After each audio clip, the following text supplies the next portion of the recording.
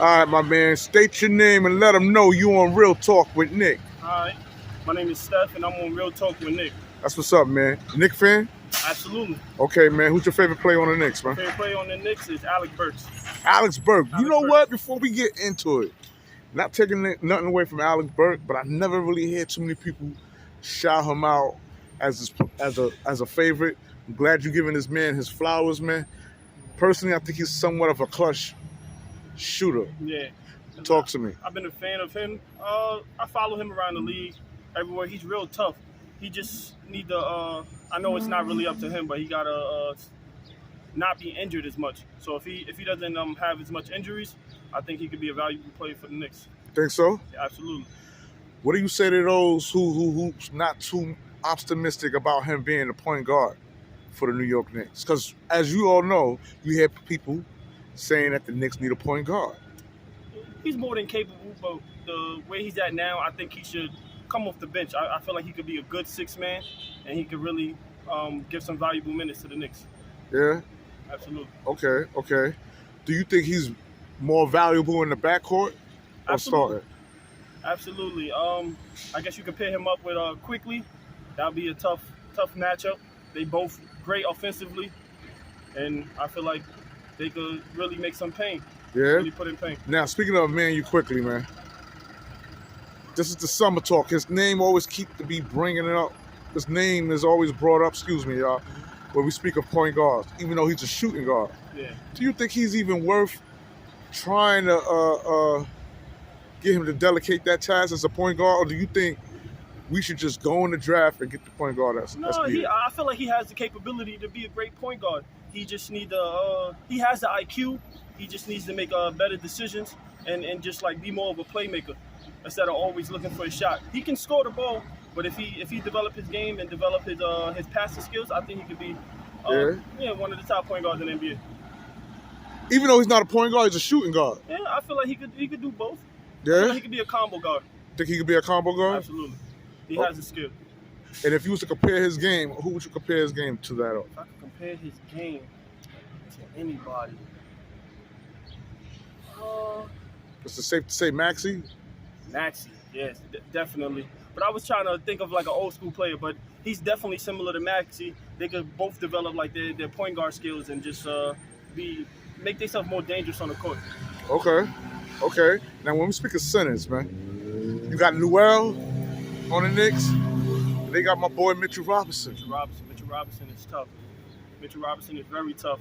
Once he develops his offensive game, gets some little post moves, he's already dominant in the paint. He's strong. He can go up, finish on anybody, but he develops some post moves, some hook shots, a little turnaround jump shot. He could be real dangerous. And his defense is already immaculate. He's a great shot blocker.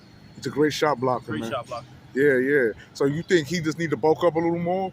Not necessarily bulk up, but because it's not too many like big, strong centers. It's a few like Embiid and Jokic, but I mean, if you put on a little muscle, he just need to develop his offensive game. I think defensively, he's valid. He's valid. Yeah. Okay, now I want to talk about when we speak of coaches concerning the New York Knicks, man. Knicks had a lot of coaches, man. They did have a lot of coaches. I mean, who was you most impressed with when we speak of coaches under the Knick umbrella, man? I'm gonna name some names, man. We had Mike Woodson. mm-hmm. We had David Fizdale. I like Mike Woodson. I was following him a little when he was in Atlanta. He was real tough, right? That was Atlanta, I believe so. Right? And yeah. He's a real good coach, defensive-minded coach, real team-oriented. The Knicks just really didn't have like the players or like the chemistry to like really excel. Like we did good last year. This year we fell a little short. It's just like we have to play together and just be better as a team, develop that chemistry. Sometimes we try to do too much. We just need to play as a team. Okay. Now, who's the face of the New York Knicks, man? Oh, Julius Randle. Julius Randle, because I'm hearing RJ. Some say RJ, now you hearing like I don't know, Julius Randle, he's an MVP caliber player. I'm not saying RJ won't be in the future, but Julius Randle, he just needs to stay level-headed. Sometimes I feel like he does too much and just he gets erratic, and he got to stay poised. If he stay poised, then I feel like he could be at least top 10 players in the league. He has a passing game. He's great defensively.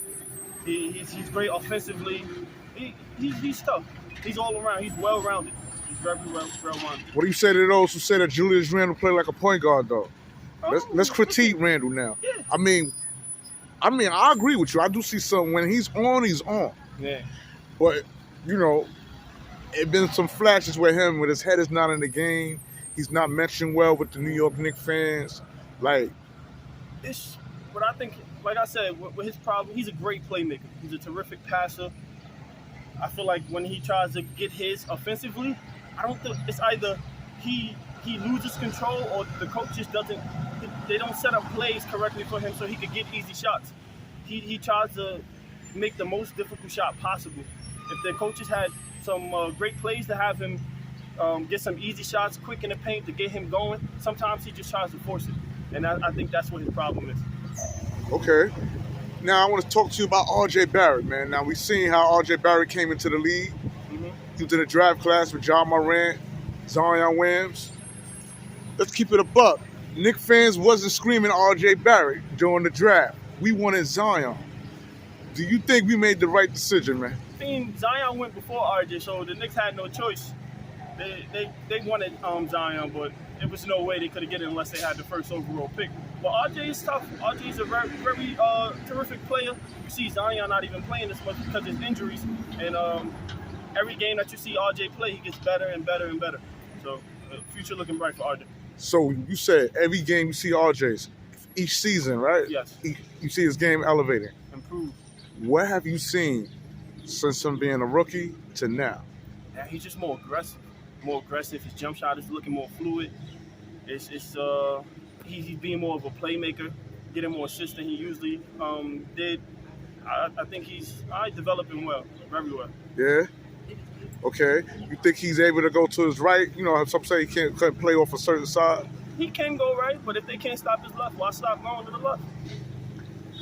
If they can't stop it, don't care. If it's not broke, don't fix it. Okay. Now, let's talk about additional pieces, man.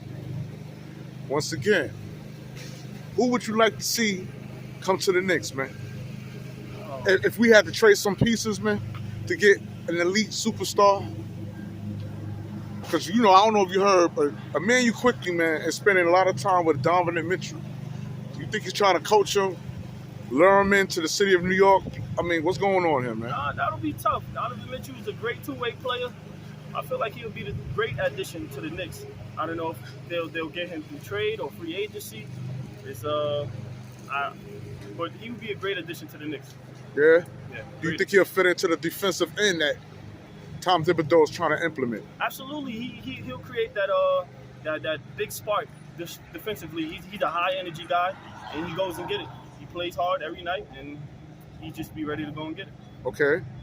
Now I want to talk to you about the youth on the Knicks. Players that we really didn't see get any splash, man. I want to start off with Obi Toppin. Obi Toppin, tough, very athletic.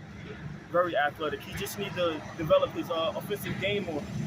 At the end of the season, they gave him an opportunity, and he had a lot of high-scoring games. Yeah, he had a lot of highlights, man. He had like two 35-point games. Mm-hmm. One, I believe 45 or 42, somewhere in the 40s. Mm-hmm. Yeah, so I agree, man. Do you think he could fulfill Julius Randle's shoes, man, if Julius Randle don't play to his par this upcoming season? I wouldn't want him to fill his shoes. I would want them to play side by side. I mean, they're great, two athletic guys. Obi Toppin can start at the 3. Julius Randle can start at the 4. As long as Obi Toppin keeps developing his offensive game, lengthen his skill set, I think they could be pretty good. That's a dangerous matchup right there. Obi and Julius? Obi and Julius. Okay, you like them two together? I like them two together. Very athletic. And they can feed off for each other. Julius Randle being a terrific passer and Obi Toppin being a high flyer, that's a great matchup right there. Okay. Would you consider Emmanuel Quickly a good assist man? Not as of now. I see him developing more as he gets older and as seasons go by. I see him becoming more of a playmaker. And if he just stick to it, I feel like he got it. He's already dangerous scoring the ball. And if you're great at scoring the ball, you will attract people, and that'll just open up everything else. and then he just has to make the correct pass. I like that. I like that. Now I want to speak of players like Cam Reddish, man. Cam Reddish. Was you a fan of Cam Reddish before he left Atlanta? Yeah, Cam Reddish is very tough. I like that addition. It's just that he didn't get any opportunity. So hopefully, Tom Thibodeau, hopefully he gets some playing time. Hopefully he gives him some playing time this season, and so that he can show what he can do. So it's like if Obi Toppin is starting or if Cam is starting, whoever comes off the bench for the other, it's like nothing was missing. Okay. Now let's just say the Donovan Mitchell pick comes through. But you know they're going to want to give up some picks. You know we ain't going to get him for nothing. Yeah, I know. You're the coach. You're Tom Thibodeau. Who's on your trade block for Donovan? For Donovan. Who you going to package up, man? Definitely not RJ. Maybe, I guess, we could throw in like Obi or Emmanuel. You'll get rid of Obi? For Donovan? Yeah. You know they're gonna ruffle up some feathers now. I know, but if I don't know, if they're willing, because Cam Reddish is I know he's tough, but I don't think he has a lot of trade value because they didn't play him and he hasn't really shown what he really can do. So I mean, if they want to get something great, they would have to give something with trade value, and I feel like Obi has that over Cam right now, just because of how well he was playing at the end of the season. Okay. And as far as Knicks players that got traded, that you feel that was a bad move, bring them back. You should never let them go. I feel like they're fine right now. They just need to gain that chemistry.